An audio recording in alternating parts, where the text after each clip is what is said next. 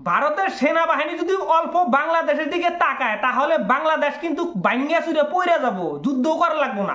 আর সামান্য রবি সিংহর মতো শক্তি নিয়ে বাংলাদেশ ভারতের দিকে উঁচা নজর করে দেখায়। বাংলাদেশত অপমানিত ভারতীয় জাতীয় পতাকা।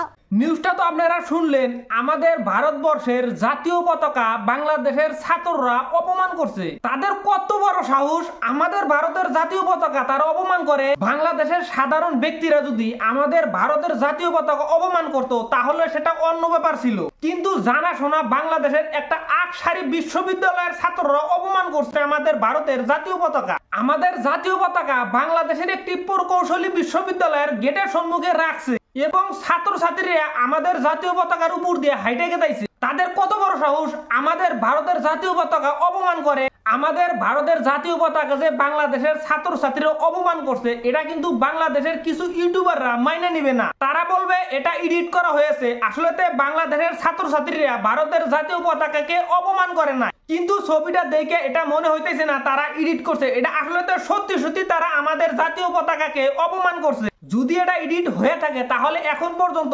বাংলাদেশের ইউনুস গভর্নমেন্ট কেন পদক্ষেপ নিল না? কথায় আছে উই পোকার যখন পাক জ্বালায় তখন বলে উই পোকার মরণ আসে। ওই রকম পাক জ্বালাইছে বাংলাদেশের ইউটিউবারের কথা শুনলে মনে হয় তারা 2-1 দিনের ভিতরে আমাদের ভারতবর্ষটা তারা দখল করে নিবে। আরে ভাই, যাদের শক্তি আছে তারা কিন্তু কখনো বলে না, যাদের শক্তি নাই তারাই কিন্তু খোঁচায় সবসময় নাড়াই করার জন্য। ভারতের সেনাবাহিনী যদি অল্প বাংলাদেশের দিকে তাকায় তাহলে বাংলাদেশ কিন্তু ভাঙ্গা চুরে পড়ে যাব, যুদ্ধ করা লাগবো না।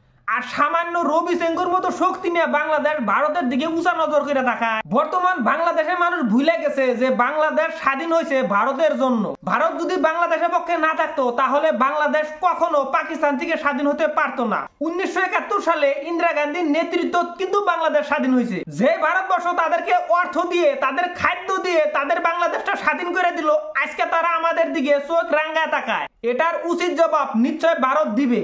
কারণ ভারতীয় পণ্য যদি বন্ধ করে দেয় তাহলে বাংলাদেশের বাজারে আগুন লেগে যাবে। কারণ কখনোই বাংলাদেশ ভারত ছাড়া চলতে পারবে না। বাংলাদেশ নির্ভর করে ভারতের পণ্যের উপর। ভারতীয় সরকার যদি বাংলাদেশে পণ্য পাঠানো বন্ধ করে তাহলে দেখেন বাংলাদেশের বাজার কি হতে পারে।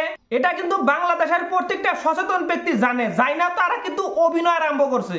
আমি ভারত সরকারকে আহ্বান জানাই বাংলাদেশে পণ্য পাঠানো বন্ধ করা হোক। ভারত সরকার যদি বাংলাদেশে 1 সপ্তাহ পণ্য পাঠানো বন্ধ করে তাহলে বাংলাদেশের সরকার ইন্ডিয়ান সরকারকে আব্বা বলবে, আব্বা আমরা না খায় মরতাইছি, আমাদের দেশের জনসাধারণ না খায় মরতাইছে, আব্বা তোমরা কিছু পণ্য পাঠাও।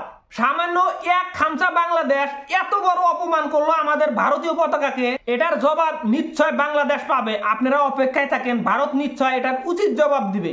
কারণ সবকিছু মাইনে নেওয়া যায়, আমাদের জাতীয় পতাকা মানে আমাদের হৃদয়, সেখানে আঘাত করছে বাংলাদেশের ছাত্রছাত্রীরা। আপনারা অপেক্ষায় থাকেন বাংলাদেশের হাল ভবিষ্যতে কি হয়। কারণ বর্তমান বাংলাদেশের ইউনুস সরকার তারা গভর্নমেন্ট চালাইতে ব্যর্থ হয়েছে। তার নিজের ব্যর্থ ডাকার জন্য এই ধরনের অভিনয় শুরু করছে। ইউনুস গভর্নমেন্ট কিছু ছাত্রকে লেলিয়ে দিছে ভারতের বিপক্ষে। আর বাংলাদেশের ছাত্ররা যদি ভারতের বিপক্ষে সবসময় আন্দোলন করে তাহলে ইউনুস গভর্নমেন্টের ব্যর্থতা ছাত্ররা জানতেই পারবে না। এটা ইউনুস গভর্নমেন্টের একটা চাল।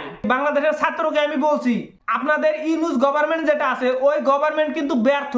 সেই জন্য আপনাদেরকে দিয়ে এই ধরনের পন্থা অবলম্বন করাইতেছে ইউনুস গভর্নমেন্ট। ভারত যদি চায় আজকে কিন্তু বাংলাদেশের অস্তিত্ব বিনাশ করে দিতে পারে, কিন্তু ভারত সেটা কখনো করবে না। কারণ ভারত সবসময় সবার সাথে মিলাপ্রীতিতে থাকতে চায়। কিছুদিন আগে সোশ্যাল মিডিয়ায় ভাইরাল হয়েছিল বাংলাদেশের একটি নতুন মানচিত্র। সেই ম্যাপে দেখানো হয়েছে নর্থ ইস্ট সহ পশ্চিমবঙ্গের আধা অংশ বাংলাদেশের বলে অংশ।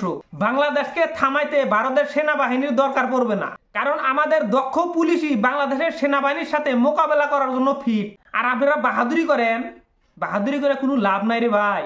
সর্বশেষে আমাদের ভারত সরকারকে আহ্বান জানাই, বাংলাদেশের ছাত্রছাত্রীরা যে আমাদের ভারতের জাতীয় পতাকাকে অপমান করছে সেটার উচিত জবাব দিতে হবে বাংলাদেশকে। এর আগে আপনারা নানান ধরনের কথা বলছেন, ভারত সরকার কিছুই বলে নাই, কিন্তু এবার কেন আপনারা আমাদের জাতীয় পতাকাকে অপমান করলেন? সোশ্যাল মিডিয়াতে বাংলাদেশের মানুষ সব সময় তারা আন্দোলন করে থাকে ভারতের বিপক্ষে। করেন, সেটা আপনাদের বাক স্বাধীনতা, আপনারা করতেই পারেন, কিন্তু আপনারা যে ভারতের জাতীয় পতাকাকে অপমান করছেন সেটা কিন্তু কখনো ভারতের জনসাধারণ মাইনে নিবে না। কারণ সেটা এটা আমরা কখনো ছাইড়ে দিব না, কেননা আপনারা আমাদের জাতীয় পতাকাকে অপমান করছে। ভারতীয় জনসাধারণকে আমি আহ্বান জানাই, বাংলাদেশে যে আমাদের জাতীয় পতাকাকে অপমান করছে এটার প্রতিবাদ আপনারা সোশ্যাল মিডিয়াতে গড়ে তোলেন। আমার এই ভিডিওটি আপনারা সবাই শেয়ার করে দিবেন। এই ভিডিওটা অন্য বন্ধু দেখে বাংলাদেশের জনসাধারণ যে আমাদের ভারতীয় জাতীয় পতাকাকে অপমান করছে সেটার প্রতিবাদ করতে পারে।